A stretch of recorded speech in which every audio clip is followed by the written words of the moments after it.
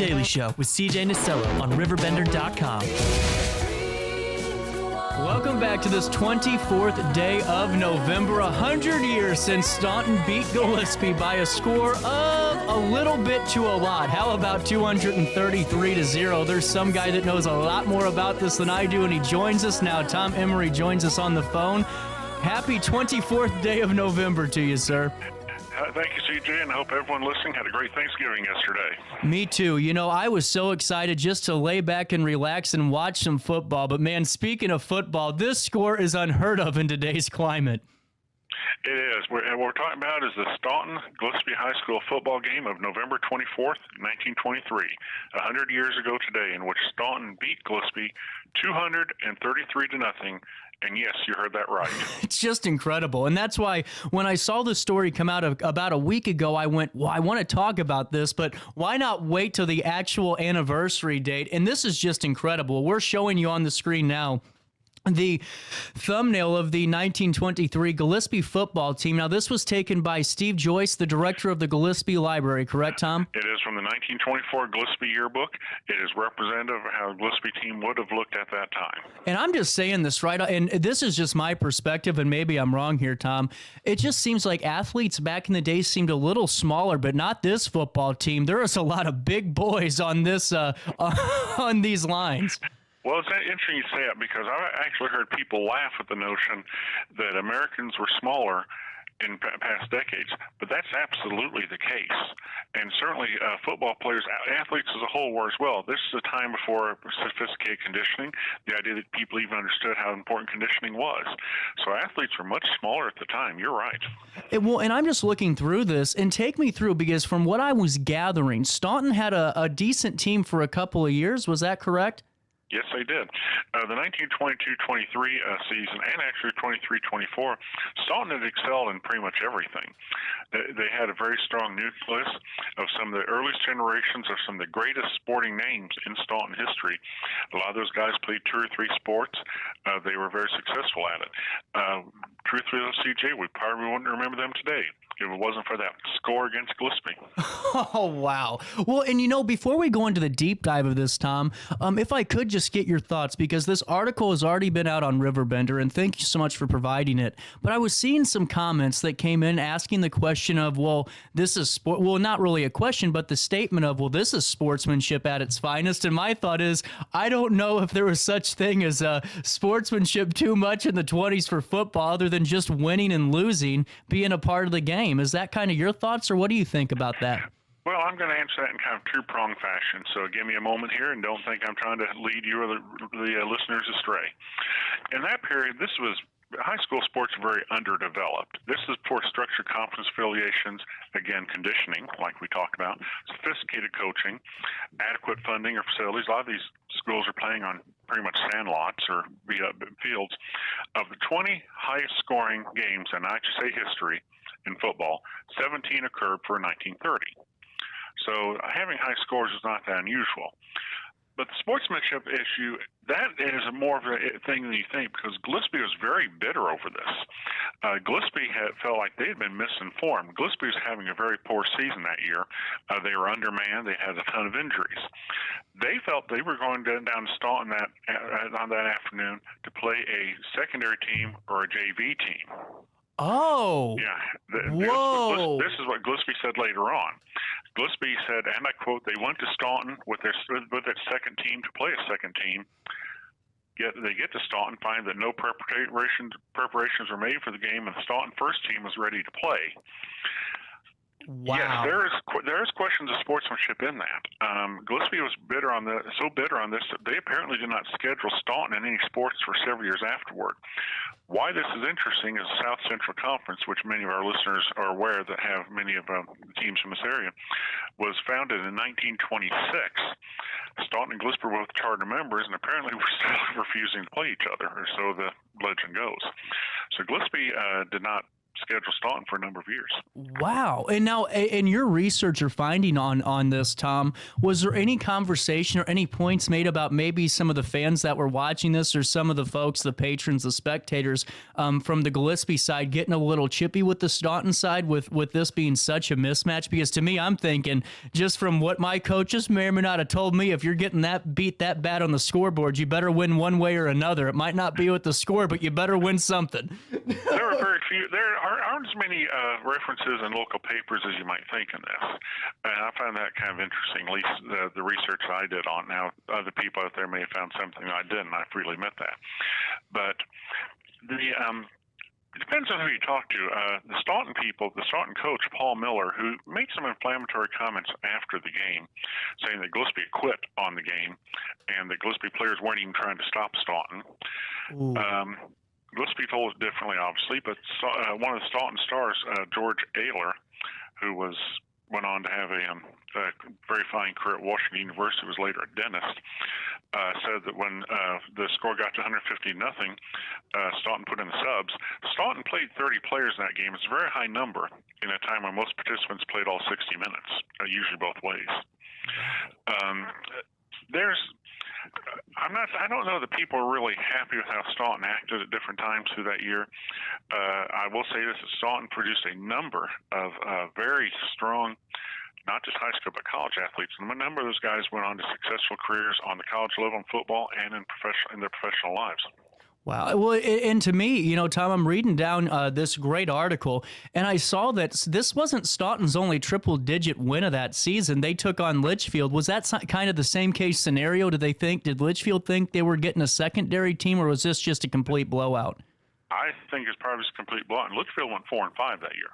Wow. So Litchfield's not that bad. Gillespie finished 1-9 in 1923. They were mired in a down stretch of their illustrious football history. Both these schools, Staunton, of course, is known for its 1993 state basketball title, but Staunton's had some very good football teams, as well as has Gillespie. But Gillespie in 1923 is only 1-9. Litchfield, which got beat 113 by Staunton in Week 5, was 4-5. That was not a slouch outfit. Right. Well, and that's what I'm looking at. And it's kind of amazing whenever you look at that record and you see that score line in today's world. That would never, you don't think would happen. And is it just because of that point that you made earlier, Tom, of that early development of high school sports? I think so. If you look at the kids who are playing sports today, many of them are weightlifting, working out, playing year-round for their sport, and that's something we all admire about high school athletes today. But back then, you didn't have anything like that. It was, I hate to use the word free-for-all because it makes it sound like there just was no structure, but it was much more unpredictable and far less structured than today. Well, and that's what it kind of seems like, Tom, because to me, just when I played high school soccer and football, heck, there was every sense of the word development. I mean, it's there in terms of, lightning delays and rainouts and all these things that deal with health and wellness of players. But, I could only imagine in 1923, if there's lightning, you're playing. Yeah, no matter what happened, guys played, and certainly on the college level, as you know, CJ, in the early 20th century, a number of college football players died playing the sport. Mm-hmm. The idea of concussions and that type of thing just were not understood. But I think one of the real questions, and you and I have kind of discussed this a little bit too, is how could Staunton have scored that many points? I know you've asked me about that, and that's been an ongoing issue even now. So that's fascinating because at lunch, whenever we saw the initial article that you sent over, that became the talk of lunch was, how was this even possible? We were trying to break down the numbers, and we got to where they were having to score 9 touchdowns a quarter almost. Is that correct? One of the interesting things about this game is so many of the basics are either lost to history or cloudy or debated. You and I, the Illinois High School Association, and various media accounts at the time list the final now as 233-0. But at the time, many papers, and this was picked up by newspapers around the nation, I might add, listed the score as 232-0. We don't know the halftime score. George Ayler said it was 125-0. Some accounts said that Staunton scored 104 in the second quarter alone. Wow. Now I don't think that's right, but then again, you never know because so much of this was lost to history. in many colleges, the current scoring system is 6 points for a touchdown, 3 for a field goal, and extra point went into effect in 1912. Whether that all adds up to this, is anybody's guess. But there's one interesting thing that Gillespie accused Staunton of. Apparently, only one official was at the game, and he kept time on the field. Apparently, some Gillespie observers believe the official made intentional errors in timekeeping to stretch out the quarters. Oh. And the Alton Telegraph was one of the, like I said, hundreds of papers that cover this at the time. Couldn't figure out how, they said they couldn't figure out how they find a time gets many points, and that actually gives credence to that shifty timekeeper. Yeah. Well, and that's what I think is fascinating, because to me, this, just looking back after I read your article, I kind of went on the databases and archives and started to kind of peek my head around. And you're right. It almost seems like that score line, just the question of how, became the talk of the country. It did. And if you research this as I have, you'll find that this game was being covered on the wires. There were references in this in papers in California, Montana, coast to coast. I mean, I think they were all like we were, CJ, and that, many of those places are pointing us 232 to nothing, which is virtually the same. I think they're all saying, how did this happen? And like I said, I don't want to say very bad things about anyone, because the Staunton coach, I think, to me, is one of the villains in this to an extent, because he made some rather, as I said, inflammatory comments afterward. Gillespie is very bitter over it. A lot of the Staunton players went on to very good careers and very good adult lives. But how this happened and how it was allowed to happen, it just blows your mind. Well, and Tom, on top of that, too, I mean, I'm just looking down the gauntlet of this wonderful write-up, and I'm seeing that in 1943 that one of the players was still talking about this game. So, I mean, this was something that almost lived in folklore. Yeah, it was. And that's going back to George Ayler, who gave an interview for the Associated Press on that. Oh, my goodness. And he attributed the outburst to an explosive T formation and a backfield loaded with talent. Now, Mr. Ayler said that Gillespie never quit on the game. He said, quote, they just kept on kicking. So, again, that implies that the Miners were trying, and they were not actually called the Miners at the time. I do want to mention that. That nickname did not come until later. But that goes against, and I think in a good way, goes against what the Staunton coach said, that Gillespie just quit. That was a very haughty and unnecessary comment. And I think we talk about sportsmanship. I don't know that I blame the player so much, the coach on the other hand. But again, this is something interesting too, CJ. The head coach actually missed part of that game because he was also the principal. He had spent most of the day in Champaign at a teachers meeting with, and you can't make this stuff up, the Gillespie superintendent himself. Oh no! So they got to Staunton in the fourth quarter, and you just can't make this stuff up. This is incredible. I mean, this is a heck of a story, and even today, and that's what I think so amazing about this is even today you and I are talking about it. I mean, I'm just looking. My favorite part of this article was the Chicago Tribune, and their headline: "'Twasn't football. It was a foot race." I just think that is amazing. Yeah, I thought that was a great one. And one of the two daily papers of Decatur at the time said Staunton reported the scores 232 nothing. Says, and where were all the police while that slaughter held the boards? So, it was unfortunate. It was a very unfortunate situation for Gillespie. They ended up kind of on the wrong side of history on that one when they certainly didn't mean to. And the other thing I think is fascinating that 8 days after that, there was people might find this hard to believe too, an early NFL team from St. Louis, the St. Louis All-Stars, were in Benel to play a local semi-pro team, because in that time, the NFL was only its fourth year of existence. They'd play games anywhere for money. So you had an NFL team playing in Benel 8 days after the Staunton Gillespie game, and nobody really cared. Really? Yeah, because everyone's buzzing so much about the high school game. The appearance of a professional football team, and again, the NFL is in its infancy. It's nowhere close to the behemoth it is today. But the only among the few papers that covered the appearance of this NFL team, and I might say they lost to the semi-pro team from Benel. Wow. Think about that one. 3 paragraphs in the Gillespie Area News on the back page. That's it? Yeah, so it's easy to speculate, and I think it certainly did, that this 233-0, legendary thing overshadowed the appearance of a pro team in that area. Wow. Well, and it just goes on and on, doesn't it? It really does. Well, and that just, to me, is just so fascinating because you never know what's going to take, but boy, when it does, it really sticks, doesn't it? Yeah. Well, people still talk about it today. And CJ, nobody would be alive to even remember that thing. I mean, if someone was at that game, they would have been an infant. But people still talk about it in this area today. Well, to me, that's just incredible, Tom. And if you don't mind me asking, do you know off the top of your head if when they started playing each other again? Because that seems like that had some bad blood for a while. It's been several. I've heard several years. Like I say, both teams are charter members of the South Central Conference when that opened in 1926. Reportedly, the conference had to step in and force the two schools to play. So, I mean, you're looking at several years. Could have been 5, 6, 7 years. Oh, talk about some hurt feelings, huh? And I didn't have the exact time on that, but the sources I saw, it was several years, because Gillespie had written a very defensive rebuttal into their local paper talking about this, and they were mad about it. It depends on who you support or how emotionally involved you get in it. But we can laugh about it today, and I know people in Staunton and Gillespie, I guess, laugh about it now. But at the time, it was a very bitter issue. Well, and that's what I was going to ask you, just segueing back to it. Was there any immediate backlash just for that, the remarks that were made by that Staunton coach? Was it? I would only imagine it would be pretty difficult for him to go eat at a Gillespie restaurant for a couple of weeks.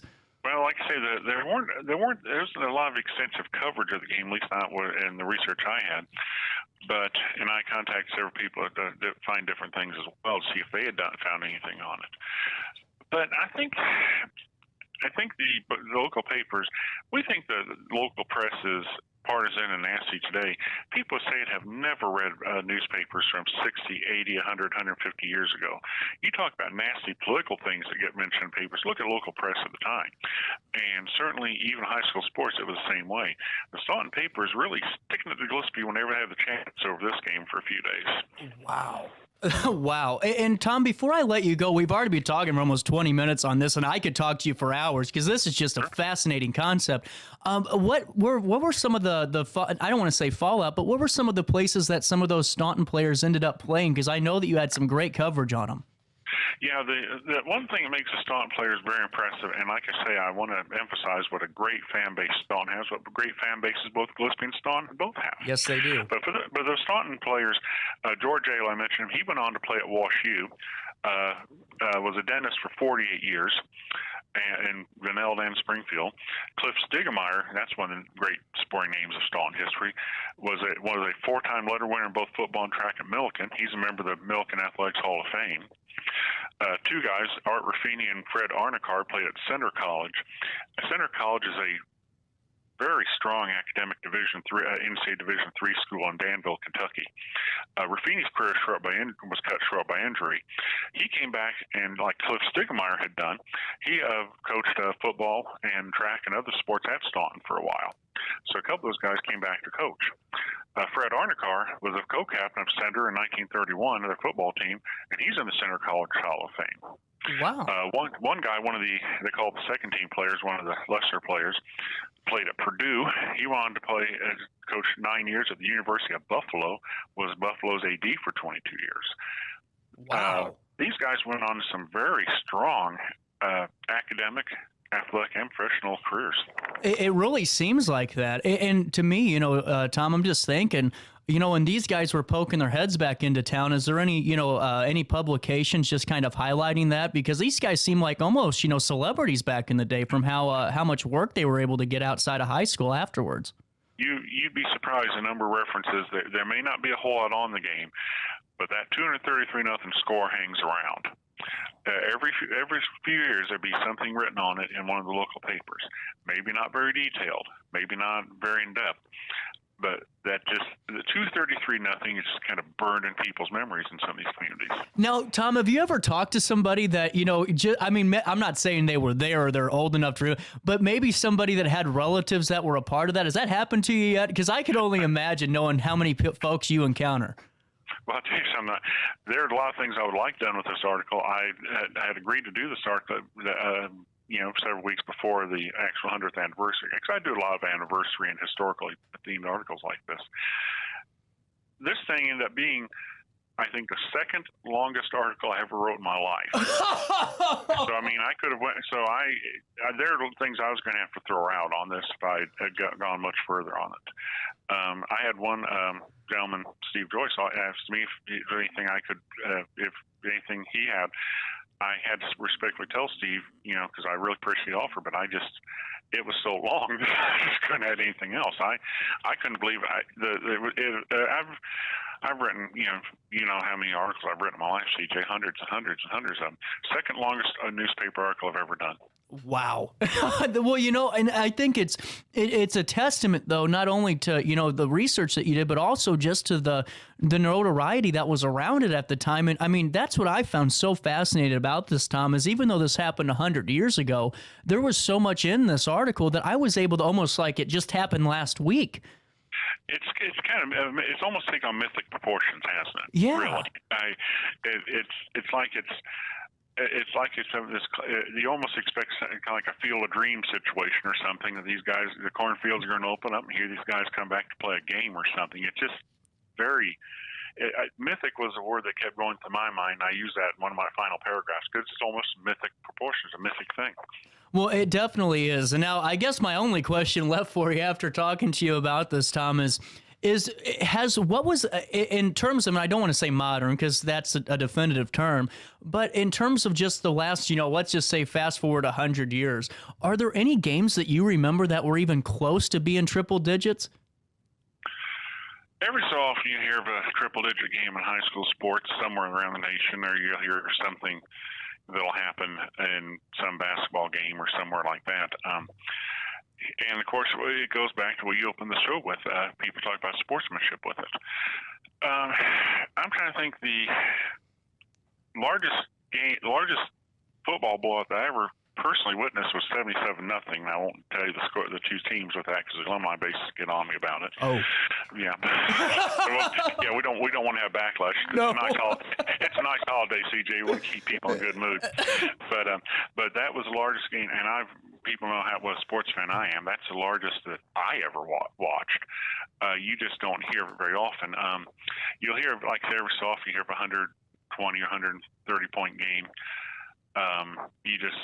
These days, it just is so rare. Absolutely. Well, all I know is that the magic and the mystique of this will live on for another set of years, and it might be 100. I think it's going to, because this is just something that's unheard of. And Tom, just for you to give us your time today, I really appreciate that, and thank you for talking with me about it.